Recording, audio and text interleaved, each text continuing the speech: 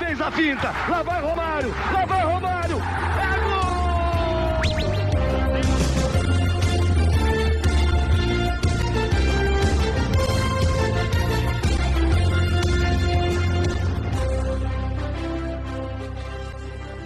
Olá, seja bem-vindo a mais uma edição do ConteCast, o podcast do Conte Verde. Eu sou Gabriel Solaf, você está no podcast da Casa do Futebol de Seleções, o caminho para a Copa do Mundo. Estamos aqui terminando o ciclo das eliminatórias sul-americanas, 2 anos de muita cobertura, né, a gente acompanhando todos os jogos, enfim, fazendo todo esse nosso pré, e a gente está aqui pela última vez para fazer esse esquenta desta rodada decisiva, que vai definir os últimos classificados para a Copa do Mundo de forma direta no nosso continente e também quem irá para a repescagem, né? Quem vai disputar uma vaga ano que vem lá em março nos Estados Unidos. Antes de começar toda a nossa discussão, toda a nossa análise, eu convido você a seguir a gente nas nossas redes sociais, Press, Twitter, Instagram, TikTok, @ConteVerde_, dá uma fortalecida lá, conteúdo quase que diário sobre futebol de seleções. Agora nessa data FIFA isso se impulsiona cada vez mais. Também convido você a seguir a gente aqui no Spotify, no YouTube, para saber tudo sobre as demais repercussões, né, as demais eliminatórias. Vamos ter repercussões por aqui, também pós-jogos. A gente também vai voltar aqui para falar sobre essas rodadas definitivas, né, essas rodadas decisivas aqui na América do Sul. Então, já conto com a sua inscrição, com o seu like, para você ficar recebendo notificação direto do Conte Verde. E se puder, apoia.se/ConteVerde com R$10 por mês. Você ajuda a gente a estruturar, a melhorar cada vez mais o nosso trabalho. Se não puder ajudar financeiramente, compartilhe com um amigo seu que quer saber como vai ser essa rodada decisiva das eliminatórias sul-americanas. Ao meu lado, ele, o Mr. Sudaca aqui do Conte Verde, em 16 rodadas até aqui, né? 8 janelas de data FIFA eu esteve por aqui hablando antes, e agora, na 9ª e decisiva, ele volta aqui para fazer o panorama dessa 17ª e 18ª rodada. Bruno Nobre, seja bem-vindo mais uma vez e vamos ficar de olho, né, em quais serão as seleções que vão para essa vaga direta. Já está meio que encaminhado, mas a gente precisa ter essa definição. Seja bem-vindo. Alô, Salaf, amigos do nosso ConteCast, na área para o nosso último pré dessa caminhada das eliminatórias sul-americanas, uma Copa da América do Norte em 2026. E vamos nessa, né? Então teremos aí finalmente os desenlaces, né? Primeiro, né, olhando a tabela de cima para baixo, quem vai ficar aí na segunda posição, que essa tá uma briga bem embolada. Depois, embora você falou, né, temos a vaga direta aí quase encaminhada, mas ainda temos possibilidades, né? Não é tão simples, mas pode ocorrer, né? Então ainda podemos ter mudanças aí no finalzinho do G6. E fica a expectativa para o grande desenlace, que é quem vai ficar com a vaga na repescagem. Esse sim, o grande confronto, tá tudo em aberto e tudo pode acontecer. Vamos aguardar aí para ver. A expectativa é de jogos quentes aí, ou calientes, no nosso âmbito aí da América do Sul. Pois é, um clima de decisão, vamos ter jogos pegados, pode até solar para a seleção brasileira no meio dessa disputa, mesmo com o Brasil já garantido na Copa. Tem muita coisa aí para a gente ficar de olho. Vamos passar então como está a tabela das eliminatórias sul-americanas. A Argentina lidera, já é a campeã, troféu não vale nada, mas é a campeã das eliminatórias com 35 pontos. Aí vem o Equador na segunda colocação com 25, o Brasil na terceira colocação também com 25, Uruguai e Paraguai tem 24, a Colômbia tem 22 e a Venezuela tem 18. A Colômbia fecha a zona de classificação direta para a Copa do Mundo e a Venezuela iria para a repescagem. Aí vem a Bolívia com 17 pontos, também na briga direta ali pela repescagem, também com uma pequena chance de vaga direta para a Copa do Mundo. Tem o Peru com 12 pontos e o Chile com 10. O Peru ainda vivendo de migalhas e o Chile já devidamente eliminado. Dudu, vamos começar então essa nossa janela falando sobre a Argentina que enfrenta a Venezuela no Monumental de Núñez. Podemos até dizer despedida dos campeões, esse ciclo de lua de mel que o Scaloni viveu, né, nesses últimos anos, né, nesses últimos 2 anos aí da Argentina, pós-título da Copa do Mundo, 3 anos já, né? Agora a Argentina dificilmente deve voltar a jogar no seu país após as eliminatórias, porque já tem amistosos marcados na Angola, na Índia, então dá para ver que a AFA vai tentar faturar uma grana em cima dessa história de campeã mundial. Mas a Argentina encara a Venezuela e depois viaja para o Equador.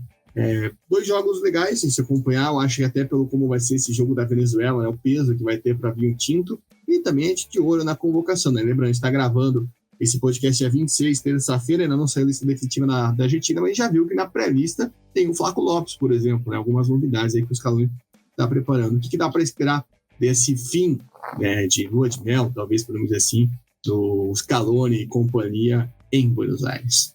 Bom, a expectativa é justamente esse ponto que você traz no final, né? Os testes. E daí a gente vê nomes novos em vários aspectos. A gente cita, claro, né, o Flaco Lopes por ser um jogador aqui nosso conhecido do futebol brasileiro, né, que está constantemente aí no nosso cenário. Mas é fato que vai ser uma janela para o Scaloni aproveitar, testar novos nomes, ou às vezes alguns jogadores que vinham sendo chamados, dar aquela minutagem para ver como que eles se desempenham em campo, né? Porque às vezes o cara tá ali dentro do contexto do grupo, mas não tem a oportunidade de jogar muito tempo e às vezes entrosar com o atleta, pode descobrir uma posição de carência ali, né? Que às vezes de uma reposição que você precise dentro do teu plantel, nesses testes você pode encontrar, ou até mesmo, né, em casos de convocações novas como essa que a gente citou, de ser um novo nome para ser lembrado, né? Mas é fato que a Argentina está muito bem nessa OAF. Foi uma campanha muito sólida, muito tranquila, apesar de, né, ter alguns resultados diferentes, mas se você olhar a tabela em si, são 11 vitórias em 16 jogos, então é muita coisa, então foi soberana, né? Eu acredito que o ponto-chave dessa ronda final da Argentina é o impacto que ela vai ter na campanha dos outros, né? A gente vai ter esse confronto contra a Venezuela aí que vai estar um clima de festa, todo mundo muito bem, mas do outro lado vai ter uma seleção que precisa de um resultado positivo. Então vai vir muito, né, na pressão ali, e resta saber como vai ser a postura da Argentina em relação a esse confronto. E, né, dependendo dos resultados, de como for aí a 17ª rodada, a 18ª seria, então, se for como está a tabela hoje, né, o confronto entre as 2 melhores equipes para o final, né? Então fica aí um ponto interessante aí da gente ver como vai ser esse confronto, né? Se confirmar o Equador na 2ª posição, mas mesmo que não se confirme, né, de 2 equipes que tem qualidade, claro, a Argentina muito mais, né, na questão de parte técnica, né, mas de 2 equipes que fizeram campanhas sólidas aí, então fica a expectativa para esse confronto. Mas eu acho que, principalmente nesse jogo contra a Venezuela, vai ser interessante de ver como que esses testes vão entrar em cena, né? Se, no caso, essa gurizada vai dar um gás a mais e vai dificultar o trabalho do adversário, ou se vai ser um clima de festa e abre espaço aí para resultados diferentes do habitual da Argentina nessas eliminatórias. E dá para dizer que não só a Venezuela me interessa esse jogo, mas até as outras seleções, já fala daqui a pouco do Uruguai e do Paraguai. Se a Argentina ganhar esse jogo, o Uruguai e o Paraguai já estão na Copa. Então vai ter muita gente de olho com um radinho ligado no Mental e Núñez, já que, né, as duas, tanto o Uruguai, tanto o Paraguai, a gente vai falar, e jogam em casa, né, nessa 17ª rodada. Então o pessoal vai estar, os jogos vão ser simultâneos, o pessoal vai estar ligado no radinho, assim, né? Tem alguns lugares ali, principalmente Montevidéu, que pega, né, a sintonia de Buenos Aires, o pessoal vai conseguir escutar, né? Na Cidade do Leste, com certeza, Dudu. A famosa onda curta, né? Não sei se ainda pega, mas se fosse os meus 80 anos, ia falar assim, vou pegar na onda curta esse jogo aí. Exatamente, ficar lá escutando. Mas acho que é justamente isso, é o impacto que a gente ainda vai ter. E você falou do Equador ser o segundo melhor campanha, ele né? Basicamente, se a gente lembrar que o Equador perdeu 3 pontos antes do começo. Então, né, em campo, o Equador tem basicamente garantida essa melhor campanha, né, já que está ali 3 pontos. Ficaria 3 pontos à frente do Brasil. Né? Então, daí o Brasil poderia passar, mas enfim, seria quase garantido o Equador com esse vice-campeonato simbólico.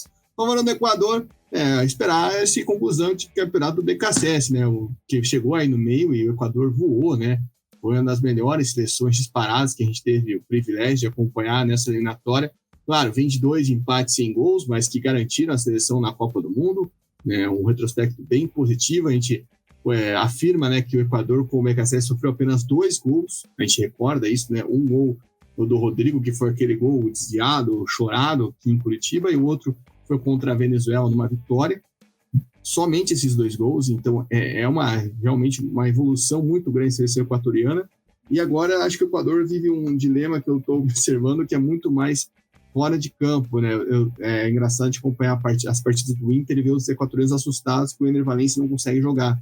Então acho que o BKSS agora já tem que tomar um rumo de organizar esse time de quem vai conseguir produzir numa Copa, que eu acho que o Equador, pelo que eu recordo até, ficou com aquela que eu gosto muito amargo da eliminação da primeira fase, né, naquele grupo, onde começou muito bem contra o Catar e acabou perdendo a vaga para Senegal, né, na última rodada.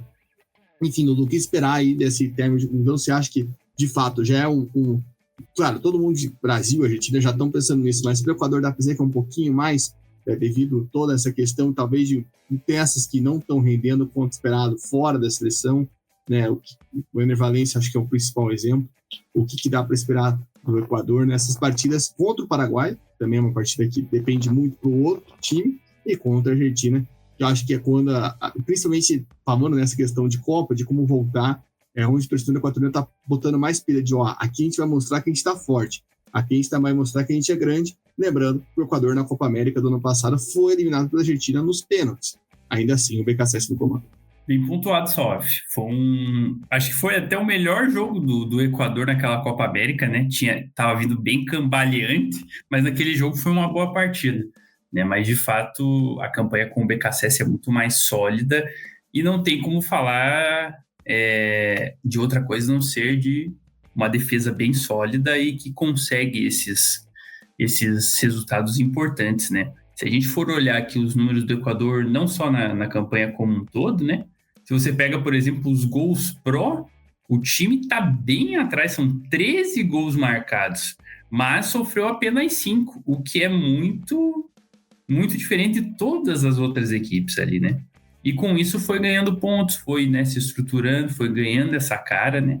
Então, foi um trabalho de criar esse DNA mesmo desse time, dessa feição aí do BKSS dentro da seleção. Eu acho que essa questão de você ter esses nomes a ponto de bala para a Copa, assim, né, é muito importante, e isso é mais importante ainda no caso do Equador, por exemplo, em relação à Argentina, Brasil, por exemplo, porque a gente está falando de um território menor, menos populoso, ou seja, você tem uma quantidade menor de atletas disponíveis dentro do cenário internacional para você garimpar, embora o Equador produza muitos bons atletas, né, e principalmente atletas jovens, né, que vem se notabilizando aí nos últimos anos, principalmente lá com o pessoal do Independiente Del Valle, né, mas a verdade é que com um país que tem menos população, você tem ali uma quantidade menor de material humano. Então, os caras que estão brilhando, e ainda você conseguir juntar isso numa geração, né, o Equador vem conseguindo fazer isso com maior frequência, diferente de outros adversários aí que estão mais na parte de baixo da tabela e que sofrem com essa geração dependência, né? Então, nesse caso, é importante você ter essas alternativas e buscar isso jogando. E qual que é a melhor forma de você fazer isso? Estando bem na tabela, já classificado, né, com uma pontuação legal. Então, esse momento propicia isso, né? De ver como é que estão os atletas que já estão lá, estão bem, e de caso eles não estejam bem, de buscar algumas opções. Então, essa ronda também, assim como para a Argentina, acho que para o Equador vai ser interessante nesse sentido. E também fica a expectativa para esse confronto aí entre, né, como você falou, né, teve a questão dos pontos perdidos, então entre as duas melhores seleções em campo, né?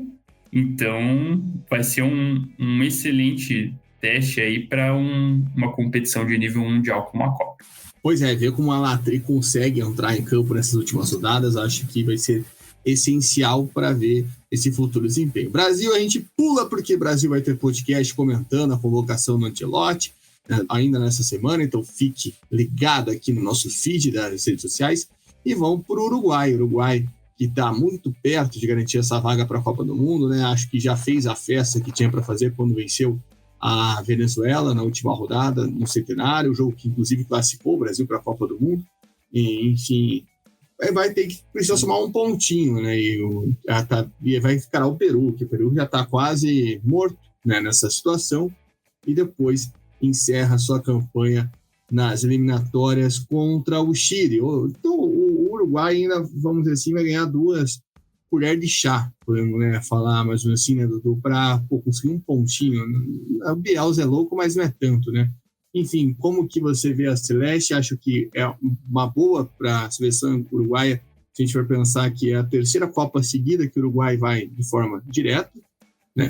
Porque a gente lembra que o Uruguai era sempre aquela seleção que caía na repescagem, né? Foram 4 Copas seguidas, se eu não estou enganado, que o Uruguai foi para a repescagem entre 2002 e 2014, né? O Uruguai sempre indo para a repescagem, tudo bem que ampliou o número de vagas, né? Se a gente estivesse falando hoje, até pela pontuação que a gente passou, por essa briga pela segunda colocação, se ainda fossem 4 vagas diretas para a Copa do Mundo, essa briga por vaga direta ia estar uma loucura, mas não é mais, enfim. Enfim, o que dá para esperar do Uruguai, além da confirmação da vaga, né? Esperar esses últimos jogos aí da Celeste Olímpica. Acho que um fato que me chama a atenção é ver como vai ser o Darwin Núñez, né? Porque agora o Darwin Núñez está em outro mercado, em outra realidade, foi transferido para o futebol do árabe, né? Ele também, assim como no Liverpool, ele via de oscilações nas seleções, tinha jogos na seleção, né? Tinha jogos que ele era um craque, era um rei da bola, tinha outro que era o Darwin Núñez, como é conhecido por muita gente. Como que ele vai, né, render na seleção nessa sua nova realidade? O que dá para esperar do Uruguai nesse encerramento de eliminatória, onde só uma tragédia tira o Uruguai da Copa. Muito difícil nessa hora. Muito difícil o time não conseguir somar um pontinho contra as 2 piabas da competição, né, cara? Não tem como. É muito difícil, cara. Tem que ser realmente o Cometa Halley aí do futebol para evitar aí uma classificação do Uruguai para a Copa do Mundo, né? Então, a expectativa é de um fim tranquilo para um campeonato que foi bem turbulento, né? A gente lembra que ao longo dessa caminhada do Uruguai dentro das eliminatórias, a gente teve momentos bem caóticos, né? Até com questões internas e na época, né, o Canobi foi uma das peças-chave ali, eu lembro disso. Mas a verdade é que a campanha do Uruguai foi bem instável dentro desse campeonato, né? Tanto que foram 6 vitórias, 6 empates e 4 derrotas. Foi tudo meio bagunçado, assim, né? Mas o importante é que conseguiu passar por isso aos trancos e barrancos, e material humano tem, porque eu lembro que a gente comentava lá no início que tinha uma geração boa, né, na questão de renovação, que tinham atletas, né, mas o problema foi justamente essa oscilação. Por exemplo, você personificou na questão do Núñez, que é uma expectativa dentro de uma responsabilidade de simplesmente substituir ali na função, né, Luizito Soares, né, no comando do ataque. Mas a verdade é que essa personificação exemplifica muito bem como o Uruguai teve altos e baixos, né? Então, acredito que é um final tranquilo aí, a expectativa, né, é de que o Uruguai faça aí ao menos 4 pontos, né, e consiga se garantir dentro do pelotão, e aí, a partir daí, organizar bem em como chegar para a Copa do Mundo, né? Porque nós vamos ter aí, a gente falando de todas as seleções aí, né? Nós vamos ter aí alguns meses até a Copa, né? Então, perceba que, por exemplo, né, um ano para cá, né? como as coisas mudaram dentro do cenário da eliminatória. Então, daqui até a Copa também há a possibilidade de mudar muita coisa, né? Então, pode ser para melhor e pode ser para pior, né?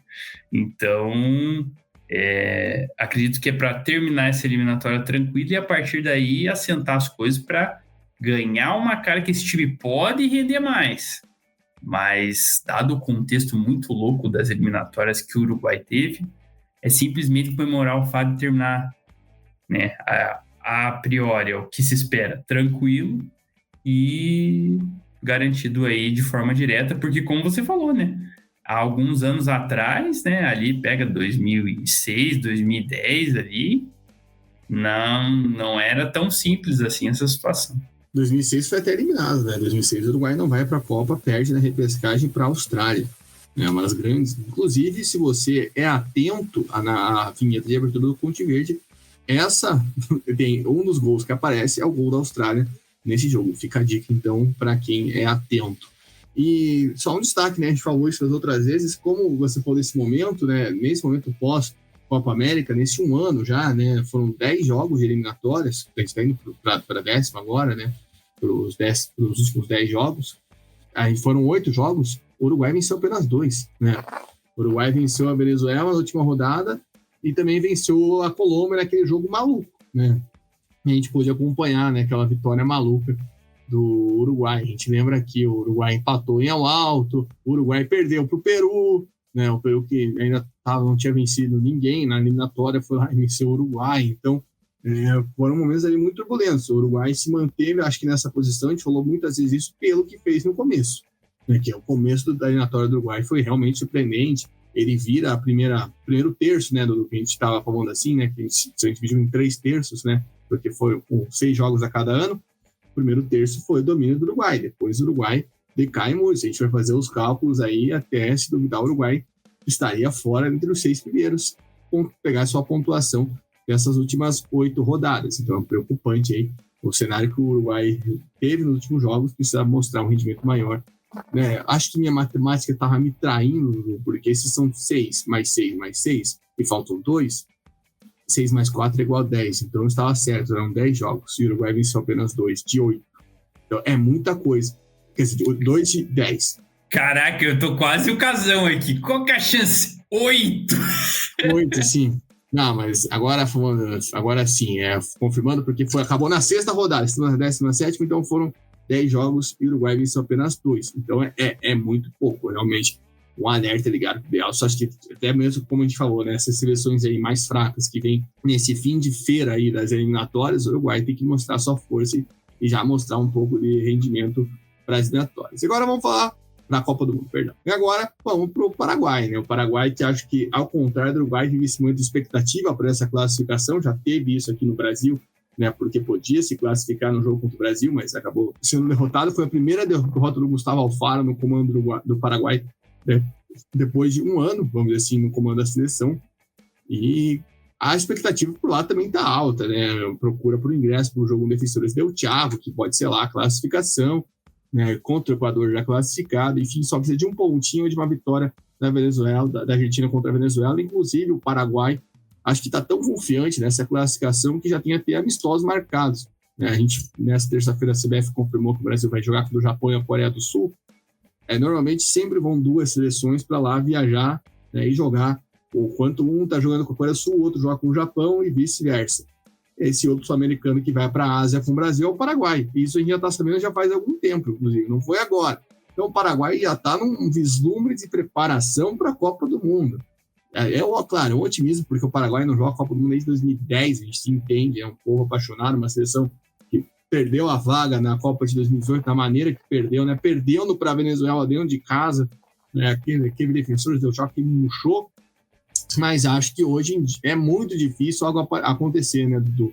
Porque o Paraguai encara o Equador, já classificado do empate, e depois decide sua vida contra o Peru, fora de casa, né, reeditando o primeiro jogo das eliminatórias e quem esteve lá acompanhando em loco. Acho que é para coroar o Alfaro, né? Já deu para sentir o apreço que o pessoal tem por ele, né? A gente teve até um vídeo lá com o jornalista paraguaio, com o Kevin, na última cobertura, falando sobre isso. é para coroar de fato o que o Alfaro fez nesse 1 ano na seleção paraguaia, né? Para valer cada centavo daquela multa rescisória que a Albirroja pagou da Costa Rica para trazer o Alfaro. Não, e pô, né, só de você contabilizar ali, ó, os meses que gastou com o Schelotto e com o Daniel Garneiro, bicho, se você juntar ali, já pagava, né? Pagava, podia ter pago antes e podia já ter investido esse dinheiro de uma forma melhor, né? Mas, dito isso, é muito difícil nessa hora, por esse fato, né? Porque a Venezuela, para alcançar o Paraguai, né? Que hoje tem 24 pontos e a Venezuela 18, a Venezuela teria que vencer a Argentina fora de casa, né, cara? Então, assim, é muita coisa, cara. Tipo assim, um empate ainda, eu acho que, né, se o clima às vezes estiver favorável, né? Mas vencer é muito difícil, cara. Então, eu entendo esse otimismo do Paraguai muito por essa tabela que foi colocada.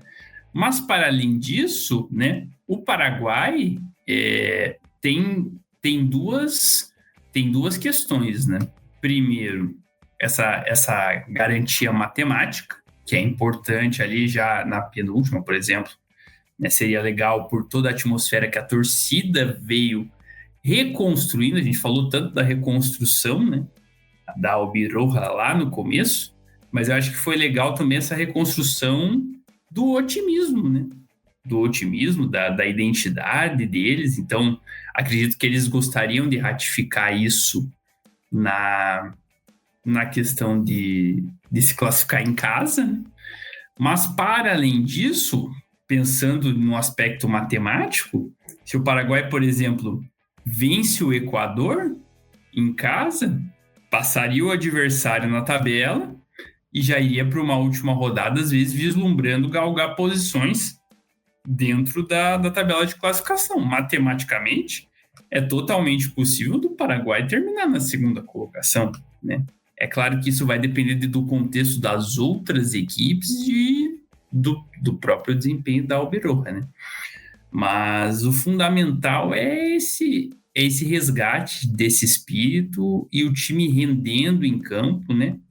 Tendo uma identidade, conseguindo, como você falou tantas vezes nessa hora, transformar o potencial humano que o time já tinha em um conjunto, né, de um time que joga bola.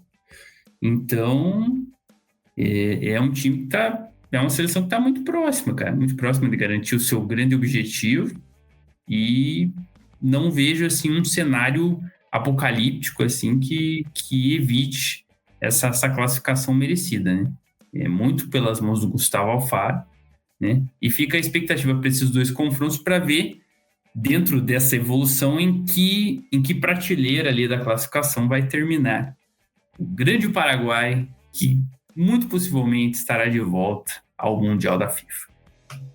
E lembrando que tanto o Paraguai quanto o Uruguai, se fizerem a tragédia de tropeçarem e ficarem de fora dessa vaga direta, estão com a vaga garantida pelo menos na repescagem, né? Então, um deles pode fazer essa primazia, então os dois não conseguem fazer essa primazia de ficar fora da Copa juntos, mas se por acaso algum deles conseguir, vai disputar, vai ter pelo menos uma nova chance, mas com a moral lá embaixo. E acho que justamente é a moral, né, que fala muito alto sobre essa questão de galgar novas posições. Com o Paraguai para a Copa do Mundo falando, a gente terminou na segunda colocação eliminatória, é forte, né? A diferença até de um Brasil, por exemplo, poder falar isso.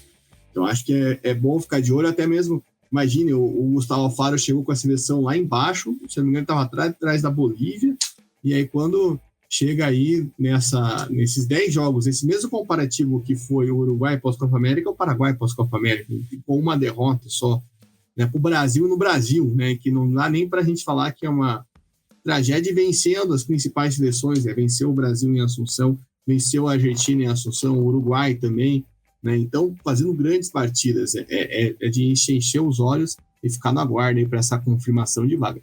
Quem está perto de garantir essa vaga, mas vamos dizer assim, não está tão perto de confirmar, é a Colômbia. A Colômbia que vive pós aquela empolgação com o vice-campeonato da Copa América, vive um Deus me acuda, que a gente pode dizer aqui, né? Se o Ener Valencia Júnior Valencia não tá brilhando, ele desmoronou o psicológico da Colômbia quando ele venceu aquela partida, né, em Barranquilla. Também teve aquela virada do Uruguai que a gente já comentou por aqui. Ali a Colômbia derreteu, meu amigo. Isso foi em novembro do ano passado.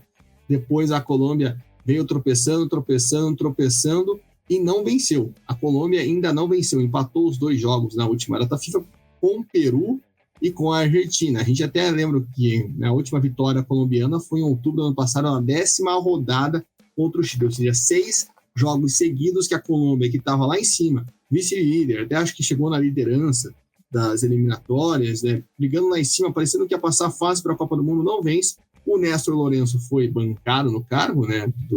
A gente até lembra que a gente debateu muito essa questão se o Néstor Lourenço ia rodar, né, por conta de tudo isso que aconteceu nos últimos jogos.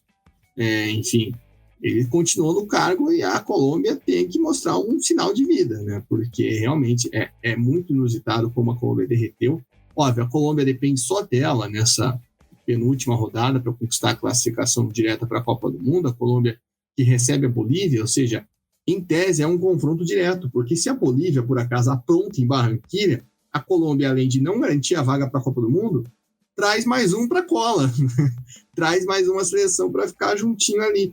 Então, não é o caso das outras seleções que podem garantir se a Venezuela não vencer a Argentina em Buenos Aires. A Colômbia, se perder a vaga, ela pode ver tudo para o espaço. E essa sequência aí negativa nas últimas rodadas conta muito, né? Acho que o Lourenço é o cara que chega mais pressionado, podemos dizer assim, né, Dudu? Até não à toa a gente debateu uma possível saída dele no último podcast, que não aconteceu, né? Essa manutenção acho que é um símbolo de segurança pelo que foi o ciclo da Colômbia, mas que derreteu nos últimos jogos e que precisa dar resultado nessas partidas diretas, porque a Colômbia pega a Bolívia e depois pega a Venezuela em Maturim. A Venezuela não perdeu em Maturim. Então meu amigo, garantir essa vaga da 17ª rodada e deixar que Venezuela e Bolívia se matem depois. Olha só, sinceramente, o negócio da Colômbia vai ser o seguinte. Tá pensando na atmosfera do país e do torcedor. Ganhar o jogo contra a Bolívia ali pode ser 1-0. Classificou o Uhul. Cara, e bota, tipo assim, vamos jogar a última partida, mas daí, cara, fica na moita, tipo assim, como se fosse, tipo assim, um time do Brasileirão se garante ali na Série A na penúltima rodada e na última rodada só vai lá, joga e acabou, entendeu? É só... Não tem nada tipo, claro, vai comemorar a vaga na Copa, né? Isso sim, se vier, claro que vai ser comemorado. Mas é com um sentimento de tipo assim, cara, eu não fiz mais que obrigação aqui, dado o que eu tinha feito até a Copa América, sabe? É um sentimento muito esquisito de expressar, né? Mas, na verdade, é uma campanha que derreteu, como você falou, cara. E foi de uma forma, assim, como se fosse uma montanha-russa em queda livre, cara. Muito, muito louco de tentar explicar, né? A parte boa é que o time, como você falou, só depende dele mesmo, né? Mas o problema é que, atualmente, o problema é esse, né? O time não está conseguindo render ao ponto de confiar em si mesmo, né? Então, cara, não tem muito para onde correr. A Colômbia precisa ganhar esse jogo contra a Bolívia. Qualquer placar, qualquer jeito, gol de bunda, São Paulo, gol de mão, né? Mas de resto é ganhar esse jogo. Porque, cara, se você quiser levar para decidir lá em Maturim, sabendo que muito provavelmente a Venezuela, né, possivelmente talvez não consiga se afastar muito da Bolívia, assim, então ela vai precisar desse último jogo. E com o povo numa expectativa de uma vaga de repescagem, né? Ou até poderia ser uma vaga direta, eu acho mais provável repescagem. Vai ser um caldeirão, cara. E a Colômbia, pelo psicológico que vem demonstrando nas últimas rodadas, é fato, dificilmente irá suportar. Então, o negócio é, cara, em casa, tentar ali fazer um caldeirãozinho ali, ganhar o jogo e depois daí vai, qualquer coisa, bota lá o sub-20 lá para jogar lá. porque sabe que vai ser difícil. Então, na minha opinião, as eliminatórias para a Colômbia, em caso positivo, acabam na penúltima rodada. A última é só para cumprir tabela, porque é muito difícil. Então, é garantir na penúltima, porque se deixar para a última, olha, difícil, muito difícil. Não, e você falou bem ali essa questão, e você traz esse peso para o jogo contra a Venezuela, porque se a Colômbia perde para a Bolívia, a Venezuela vai impressionada também, porque ela precisa vencer a Colômbia para passar a Bolívia, né? Então, é um caos, porque daí, beleza, se a Venezuela perder para a Argentina, independente de acontecer em Barranquilla, a Colômbia já está garantida no mínimo a repescagem, né? Mas, de qualquer forma, ainda fica essa pressão de que vai acontecer com a Bolívia e com a Venezuela. É um termômetro que não é legal você viajar com isso, não é legal você botar essa questão, né? É bom você resolver tudo e, como eu falei, deixar que os dois se matem lá para decidir quem vai, quem não vai, complemente tudo. Não, e só complementando que, se você percebe que o time emocionalmente é forte, é sólido, é uma coisa. Mas sabendo de como foi esse derretimento da Colômbia, é um perigo. Não dá para você confiar no aspecto mental que os caras vão entrar gelados lá e vão resolver. Porque o histórico atual, desde o derretimento da Copa América, desde o vice ali, é de um time que não consegue manter o psicológico suficiente para conseguir sair dessa situação. Então, isso é o problema. E lembrando que na última eliminatória, você falou de comemorar, acho que vai ser comemorado, porque a gente tem que lembrar que a Colômbia não foi para a última Copa, né? E também foi uma situação ali um tanto quanto curiosa, a Colômbia perder essa vaga, que era uma vaga que ela tinha condição de buscar. Inclusive, ela venceu a Venezuela na última rodada, né, fora de casa, né, quando foi a última rodada, mas não tinha mais condição de alcançar o Peru, justamente pelo que produziu nas rodadas anteriores, né? Estou vendo, por exemplo, no confronto direto, agora olhando a tabela aqui, eu me lembrei, né, a gente teve um Colômbia e Peru em Barranquilla que o Peru vence, né, e ali a vaga vai para o brejo, literalmente. Então, tem essa questão que a Colômbia vem com esse psicológico afetado pela vaga não estar em 2022 e com tudo isso que fez, né, com um ciclo bom. Se a gente olhar, o ciclo da Colômbia é bom. Esse derretimento não é nem pós-Copa América, é pós 4 rodadas depois da Copa América. Porque a Colômbia, vale lembrar, ela vence a Argentina depois da Copa América ainda, né? Para dar a revanche da final da Copa América. Então, é incrível como essa seleção derreteu e custou. E falando em derretimento depois Copa América, é hora de falar da Vinotinto, da Venezuela, né, que sofreu muito com isso, conseguiu, podemos dizer assim, respirar na última data FIFA com a vitória num confronto direto que contou com tudo que você possa imaginar, né? Os 2 últimos jogos foram confrontos diretos contra Peru, que podia ressuscitar aí a Bolívia, aí acabou perdendo para o Uruguai, mas a Venezuela chega com essa missão. Missão, primeiro, de torcer, tentar aprontar, claro, em Buenos Aires, porque não, tudo pode acontecer, mas é aquilo que a gente falava lá no começo, né, Dudu? Para a Venezuela e para a Copa, ela precisava de resultados fora, direto, digamos assim, precisava de resultados fora de casa. A Venezuela não venceu um jogo fora de casa, né? Então, tem esse ponto aí que atrapalhou a Vinotinto. Por outro lado, não perdeu em Maturim, né? Então, é um equilíbrio quase que perfeito, que faz com que a Venezuela chegue podendo garantir essa vaga na repescagem. Claro, tem essa penúltima rodada onde os cenários são bem distintos, tanto para a Venezuela conseguir a vitória em Buenos Aires, tanto para a Bolívia conseguir surpreender em Barranquilla, sim, mas vai ter aí a última chance em casa, em Maturim, para conseguir essa vaga que a gente projeta a repescagem, mas vai que, né, como já diria o poeta, é uma vaga direta para a Copa do Mundo naquele caldeirão em Maturim. Óbvio que eu acho que é um clima de tensão, porque a Venezuela acho que nunca teve um momento tão próximo assim, né? Até mesmo falando de repescagem, a Venezuela nunca disputou uma repescagem para a Copa do Mundo, né? Nunca esteve tão próximo de um momento tão decisivo. Então acho que também o psicológico do turma do Fernando Batista é manter a calma, manter a respiração para conseguir essa vaga que muita gente torce, né? Não tem como falar não, porque até pela campanha que fez a Venezuela ao longo da eliminatória. O que dá para colocar na cabeça Vinotinto nesse momento de tanta decisão, de tantas tensões e tantas emoções, como diria Roberto Carlos. São tantas emoções. Falando um pouquinho da nossa Venezuela, o negócio é o seguinte, né? Se a gente for olhar para o cenário do jogo do adversário, né, Colômbia e Bolívia, para ela o ideal seria um empate, assim, no melhor dos cenários. O que, dado o contexto, até não seria algo tão bizarro, porque a Colômbia vive um mau momento, né? Embora eu acredito que tenha mais competência para vencer esse jogo. Mas a Bolívia vai com a faca entre os dentes, isso pode interferir aí no cenário. Porque esse é o cenário ideal, porque aí você fica muito desbalanceado. Se você, por exemplo, quer buscar uma vaga direta, né, pensando assim, se a Colômbia perde para a Bolívia e a Venezuela ganha da Argentina, digamos, chegaria muito perto da Colômbia. Só que isso também traria a Bolívia junto. Então, os dois iriam caminhando lado a lado, né? Ou baixo acima, nesse caso, né?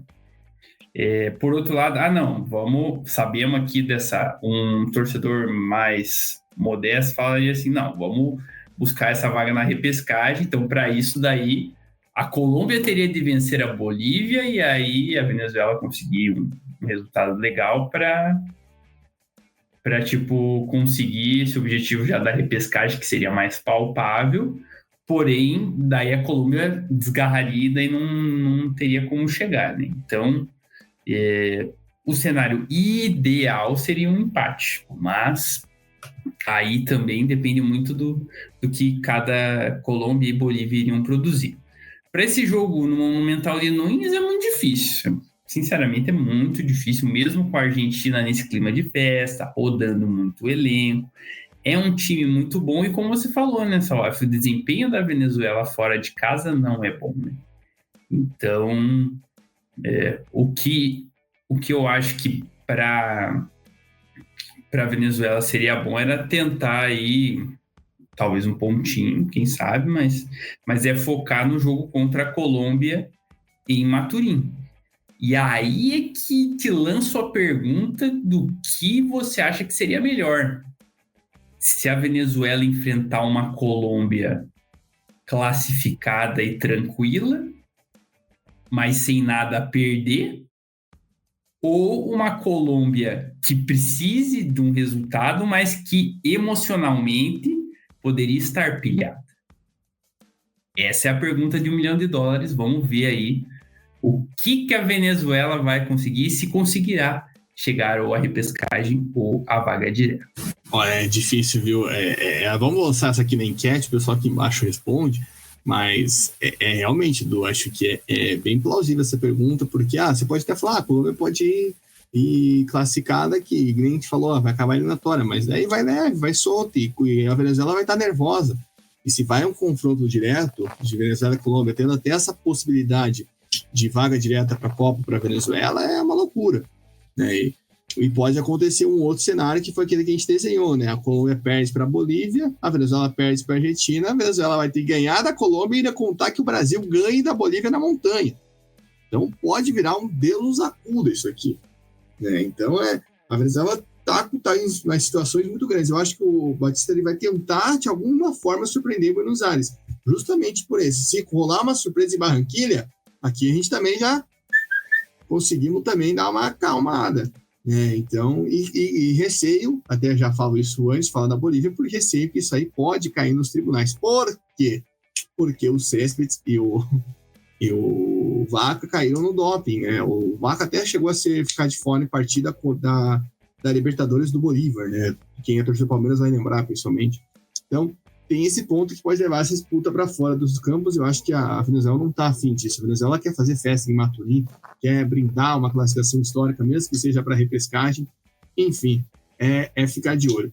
E falando da Bolívia, claro, a Bolívia que vamos ser a principal novela nesse intervalo entre a data FIFA de junho até agora, que foi justamente essa questão do Céspedes e do Vaca, né? Uma possibilidade de punição de até 7 pontos. Teve até chileno ficando empolgado, falando que os pontos iam ser revertidos e com isso o Chile ia poder ter condições de, pelo amor de Deus, cara.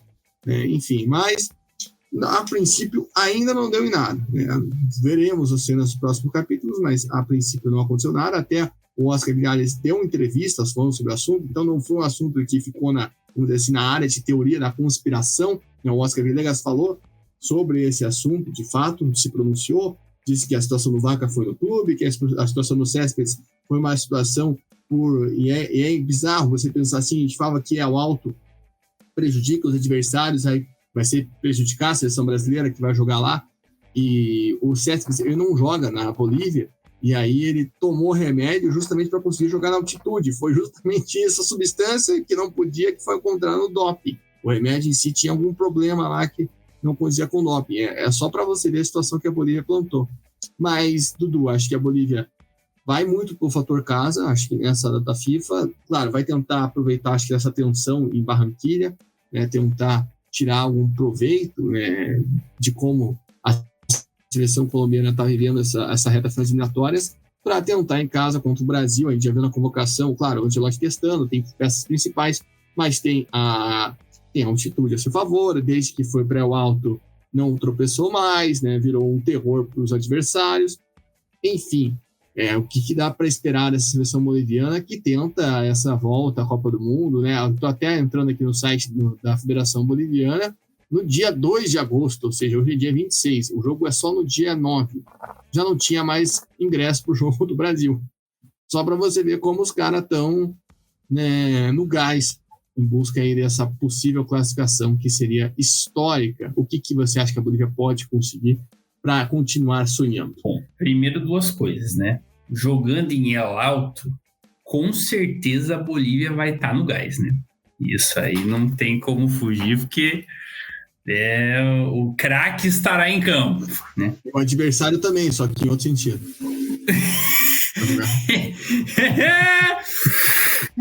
Nossa, quem não lembra das cenas de Flamengo em Clayton, Copa Libertadores? O Clayton, meu Deus do céu. Potosí gerando e Oruro gerando ótimos memes aí pra... E o alto é pior, a gente tem que lembrar disso. Não, é surreal, né, cara? É surreal. Os caras já estavam lá em cima e quiserem um pouquinho mais, né? E outra coisa é que eu não lembro se é primeiro vitórias ou primeiro saldo de gols o critério de desempate, Salaf. Mas, se fosse igual na Suburbana, no nosso campeonato amador, que é o primeiro critério seria número de vitórias, se a Bolívia perdesse 7 pontos, ela ainda ficaria na frente do Chile, porque teria mais vitórias.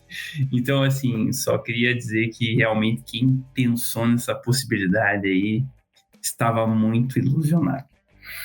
Dito isso, falando só agora... para fazer um parecer, essa ilusão veio porque não era só perda de pontos da Bolívia. Surgiu um rumor que o Chile ganharia o jogo contra a Bolívia, que foi o jogo que o Chile perdeu, ou seja, ganharia os pontos, ou seja, uma viagem. Nossa, tá bom.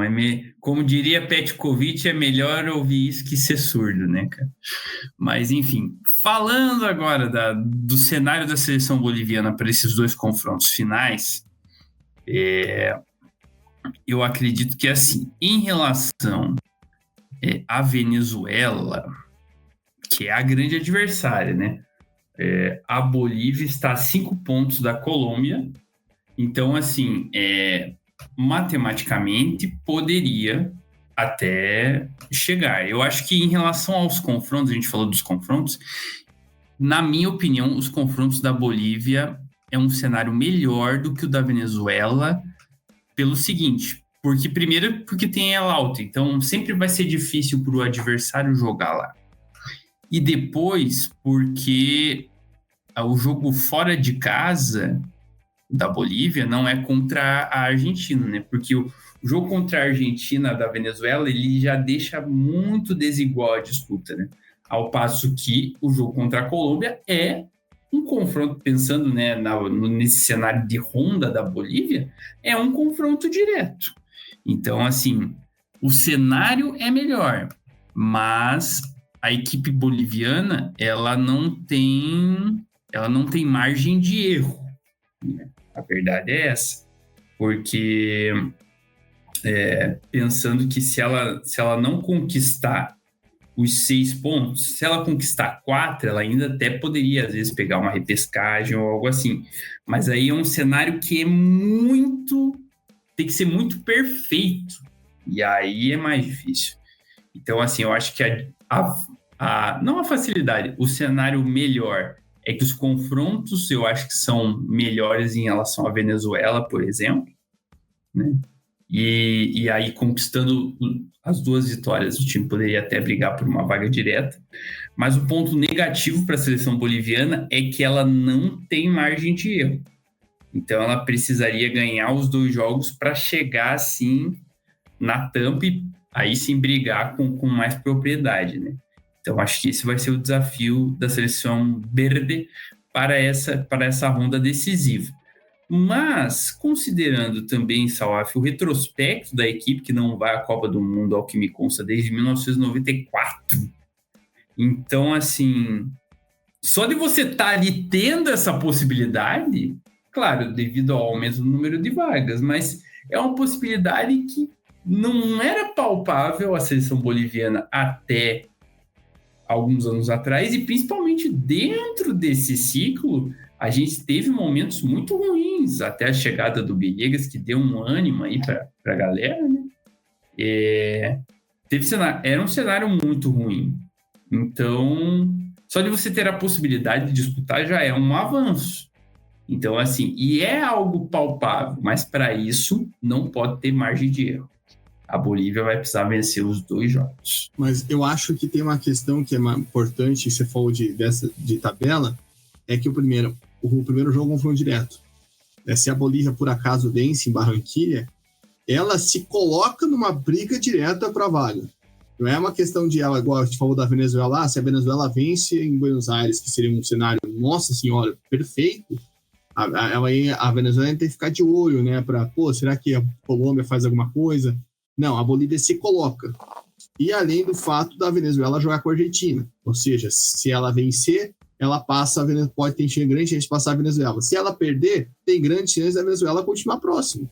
E aí a última rodada é doideira. A última rodada, claro, tem a questão Venezuela e Colômbia, que tudo pode acontecer, e ao alto a favor da Bolívia. Então acho que esse lance que você falou de tabela é muito importante, não só pelo aspecto dos jogos em si, de passividade e dificuldade que a Bolívia vai encarar, mas também pelo como os resultados se encaixam, né? Pode beneficiar muito mais a Bolívia do que a Venezuela, por exemplo, né? A Venezuela ganhou da Argentina, legal, mas a Colômbia ganhou da Bolívia, parabéns, você garantiu a vaga na repescagem já, mas não era isso que você queria, né? Daí aquele garotinho vai fazer aquele videozinho, não. Enfim, mas vai ser bem interessante, acho que, como você bem pontuou, é uma rodada bem boa para a gente ficar de olho na Bolívia, claro, como você falou, né? Acho que as 2 versões é isso, né? Como a Venezuela nunca esteve tão próxima de uma Copa como agora, né? No máximo ali 2014, que fez uma campanha boa, mas bem abaixo disso, e também a Bolívia, que foi saco de pancadas, enfim, durante muito tempo, até mesmo no começo da eliminatória, ninguém dava nada para a Bolívia, e ela consegue reverter, sair dessa situação. Vamos agora para o Peru que respira por aparelhos, né? A seleção peruana ainda tem chances de ir para a Copa do Mundo, igual, sei lá, Gibraltar tem, né? Isso que Gibraltar ainda não entrou em campo, então tem essa diferença.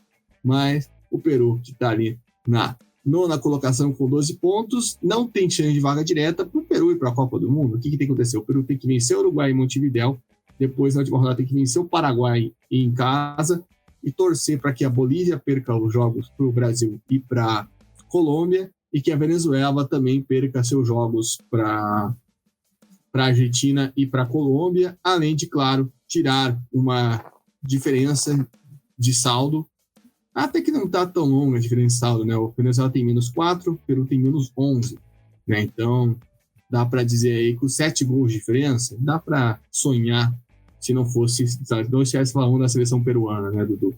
A gente até citou, né, na última edição, que o jogo-chave para o Peru era aquele jogo contra o Equador, né? E o Peru até vai para cima, pressiona, joga com a mais, mas fica no empate sem gols ali, é muito difícil, né? E a gente até trouxe, né, que o Ramon Dias já tinha sido especulado na seleção peruana, e é engraçado porque nesse tempo o Ramon Dias ele assume o Olímpia, treina por 7 jogos, E agora, que vai vir a data FIFA, o Ramon Dias já está desempregado de novo, ou seja, já dá para a Federação Peruana vir lá na orelha dele, vem para cá, né? Enquanto tem time brasileiro já na qual do Ramon Dias. Mas enfim, Dudu, o que dá para esperar desses últimos jogos do Peru? É tentar se dividir com honra, né? Fazendo festa aí para duas seleções que possivelmente vão estar na Copa, já que até esses cenários que eu falei, né? Da Venezuela perder os 2 jogos, da Bolívia perder os jogos, é bem capaz de acontecer. Pelos adversários que tem, pela situação e tudo mais. O difícil é ver o Peru vencendo as 2 partidas. Olha, Salaf, para mim, sinceramente, o cenário aí da seleção peruana é o Lula Molusco em casa, olhando o Bob Esponja brincar lá no mar. Lá. É muito difícil, cara. É muito difícil, porque você falou assim, tá, a diferença de saldo que é para tirar é de 7 gols, não é tanto assim. Ok. Aí a gente vai para a tabela das eliminatórias. Quantos gols a seleção peruana fez em 16 jogos? Ela fez 6. Ela não conseguiu nem fazer 7, cara. Então, assim, acho que isso diz muito sobre a campanha da seleção vermelha e branca aí nesse ciclo. Rumo à América do Norte. Foi uma campanha, assim, muito aquém do esperado. Não sei se aquém do esperado, mas aquém do que fez nos últimos anos. Mas por quê? Porque essas 2 seleções que estão na ponta de baixo, que é a seleção peruana e a seleção chilena, sofrem do mesmo mal, que é depender de uma geração que foi muito gloriosa e não conseguir ter um material humano suficiente para fazer uma renovação à altura. Então, esse foi o calcanhar de Aquiles da seleção peruana e da seleção chilena. Acho até, falando da seleção chilena, que talvez mais para frente possa dar uma melhorada, né? Mas a seleção peruana a gente já não vê na mesma intensidade. Então, esse foi o grande mal dessas 2 seleções. A gente já falava isso lá no começo, né? E isso se materializou em campo, né? Então, a expectativa para a seleção peruana nessa última ronda seria se despedir com honra, né? Na minha visão bem realista, o que seria se despedir com honra? Sinceramente, 2 empates. Assim, não perder, né? Ficar... É complicado, né? Mas é isso aí, né? Ficar na penúltima posição, na frente do Chile. E é isso, cara. Simplesmente foi o reflexo de uma campanha que foi muito ruim, né? Principalmente na passagem do Reynoso, né? Que foi, acho que a mais longa, se não me engano.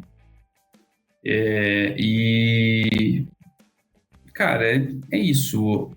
A seleção peruana vai ter que olhar para o aspecto estrutural e de material humano, para daí pensar em alguma outra possibilidade. Pode trazer Ramon Dias, pode trazer... Cara, claro, se trouxer um técnico Guardiola, não vai trazer, né? Mas se trouxesse um técnico de elite, até poderia dar um gás novo, né?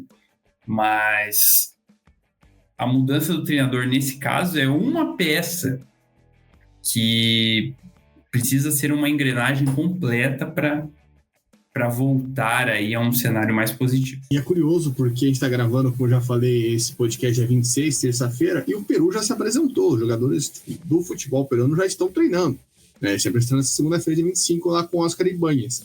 Então é curioso ver que mesmo com essas dificuldades o Peru tenta dar essa...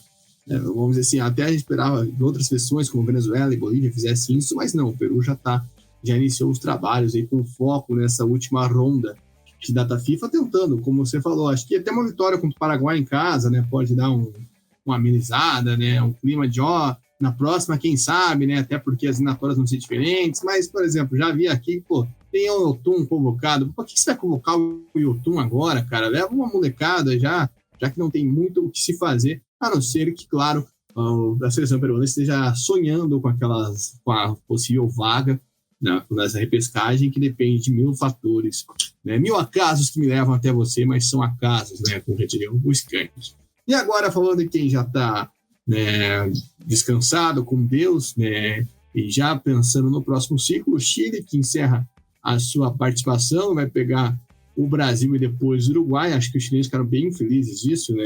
Vai pegar o Ancelotti treinando no Maracanã, né? O Chile que já apresentou a sua convocação na última semana, naquela expectativa que a gente tinha, né? Já com jogadores mais jovens, sem nenhum jogador da chamada geração dourada, né? Sem a presença de Alex Sanches, de Vidal, sem ninguém ali daquele ciclo já, né?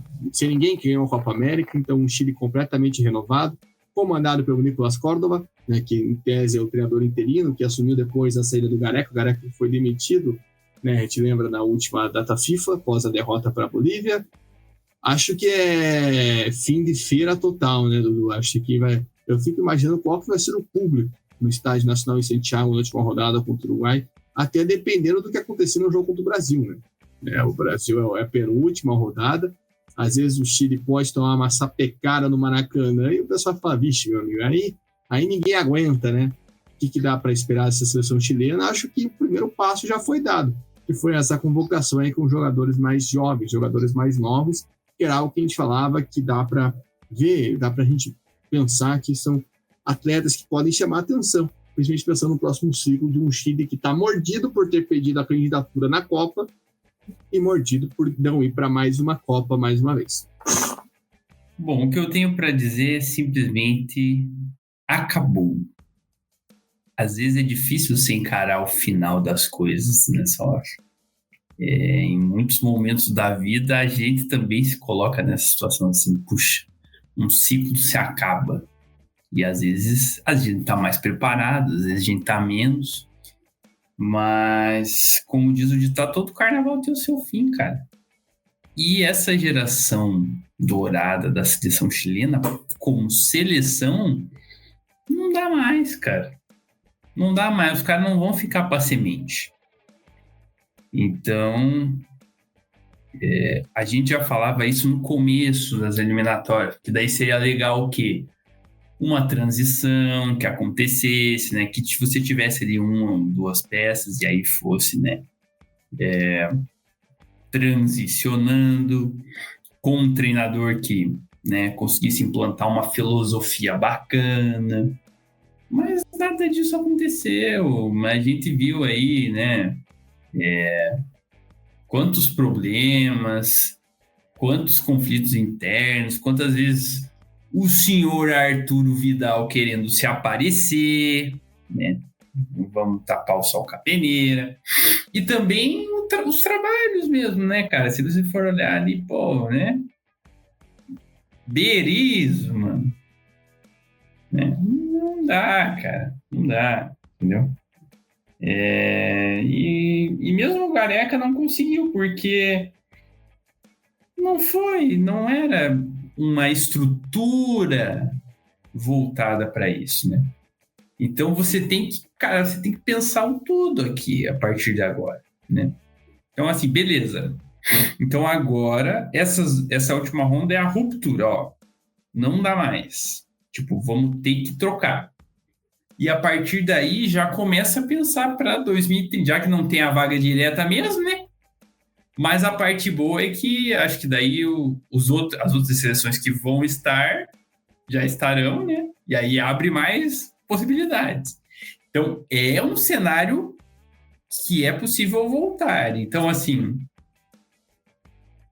é um momento de recomeçar. É difícil, né, pesado, mas às vezes é preciso. E para o Chile fica aí esse recado filosófico aí para o nosso final de podcast aí, do nosso giro. É hora de recomeçar, meu irmão. Não tem jeito. Como já diria a banda Restart, né? Enfim, recomeçar. E belas filosofias de Nuno Nobre Cristo Prado, nessa noite, manhã, tarde, madrugada, que você escuta o nosso podcast sobre a seleção chilena, que vive esse dilema aí, né? E acho que interessante, meio ao que você falou, notar como o Gareca até tentou fazer isso, né? A gente lembra o período que o Sanches, que o Vidal ficou fora da convocação e gerou todo aquele problema, né? Que foi justamente quando você traz ali que ele tentou aparecer e o Gareca não soube, vamos dizer assim, comprar a bronca, né? E trouxe ele de volta. Vamos ver se vai ter o Vidal vendo o jogo na Twitch de novo, né? Como foi naquela ocasião, né? Que o Vidal ficou de fora da convocação e ficou assistindo o jogo na Twitch para trazer um pouquinho mais de caos para a seleção chilena, bem necessário. E no é ver como que vai ser o comportamento de todos os chilenos, torcedores, jogadores e, claro, daqueles que estão fora da La Roja agora. Eu só queria deixar registrado que o Vidal, do tamanho que ele tem no Chile, de tudo que ele conquistou, e da importância que ele tem para os chilenos, ele deveria ser o exemplo. Ele deveria apoiar, ele deveria levar isso para frente e apoiar esse processo.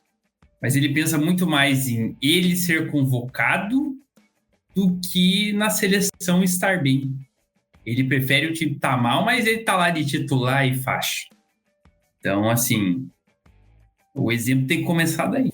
Pois é, e acho que agora já era pro Vidal, pro Sanches, para todo mundo, né? Enfim, acho que passou, e não tem nem clima de você falar, vamos aproveitar a próxima data, fazer um amistoso e despedida pros caras. Acho que não tem nem clima para isso dentro da seleção chilena. Então é isso, pessoal. A gente fecha aqui o nosso giro, nossa última esquenta antes dessas eliminatórias. Semana que vem a bola rola, na quinta-feira, dia 4, depois na terça-feira, dia 9, para a gente saber quem que vai direto para a Copa do Mundo, quem que vai para a repescagem, se a Colômbia vai fracassar, se a Venezuela vai confirmar, se a Bolívia vai surpreender, enfim, se o Uruguai e o Paraguai vão procurar um acidente no espaço-tempo e ficarem de fora da Copa do Mundo. Enfim, tem muita coisa para a gente acompanhar, mas, de fato, a gente pode dizer aqui hoje que termina essa nossa caminhada, que começou lá em setembro de 2023, com a gente conferindo o primeiro jogo em loco, né, lá no Paraguai, em Cidade do Leste, não foi nem Assunção. Passamos por Assunção, passamos, né, também por outros jogos na nossa eliminatória sul-americana, e agora vamos ficar de olho nessas últimas rondas. Então, convido você a seguir a gente nas redes sociais, Press, Twitter, Instagram e TikTok, @ConteVerde Online, para conferir todo o nosso conteúdo. Também aqui no Spotify, no YouTube, para ficar de olho nas próximas prévias, porque vamos ter prévias, sim, das demais eliminatórias pelo mundo. Tem eliminatória na África, eliminatória na Europa, eliminatória na CONCACAF. Engraçado que a gente está terminando a Sul-Americana e na Europa vai ter seleção que vai estrear na eliminatória, para você ver como as coisas estão bem equiparadas. E claro, apoia.se/ConteVerde com R$10 por mês. Você pode ajudar e contribuir com o nosso projeto, com o nosso trabalho. Dudu Nobre, obrigado pela sua parceria ao longo desses últimos 2 anos. Agora a gente fica no aguardo para dar o veredito final, né, de como ficar as eliminatórias, chamar o garçom, passar a conta de vez nessa qualificatória sul-americana. Forte abraço e a gente fica no aguardo do que vai acontecer nas próximas semanas. Valeu, Salaf, amigos do ConteCast. A nossa jornada está chegando ao final. Fizemos a última curva, estamos vendo a linha de chegada, aquela faixa assim, né, que a pessoa fica segurando e tem que ficar, né, quando passa um, volta de novo para ir os outros, né? Exatamente. Então, aqui estamos, né? Algumas já vão passar, só vão passar e dar um oi e vão embora, mas tem outros que vão dar a vida para estarem no pelotão de frente e chegarem a esse Mundial. Então, da próxima vez que nós conversarmos por aqui, teremos a definição, poderemos ter o panorama completo da trajetória de cada uma das seleções e, a partir daí, projetar o que os nossos sul-americanos podem fazer na Copa do Mundo de 2026. Vamos ver o que acontece. E você confere tudo aqui conosco no nosso ConteCast. Um forte abraço e até a próxima. E ainda vai ter um que vai para repescagem antes da Copa, né, Dudu? Para a gente ficar de olho que esse aí, até pelo como é a repescagem, assim, é uma data FIFA mais calma, específica, vai dar para a gente focar, voltar, milhar nossos olhos para bem paraíso. Então é isso, pessoal. A gente agradece pela parceria e vamos ficar de olho no que acontece nessa data FIFA para a gente repercutir tudo lá na frente. ConteVerde, caminho da Copa do Mundo, passa por aqui. Até o próximo.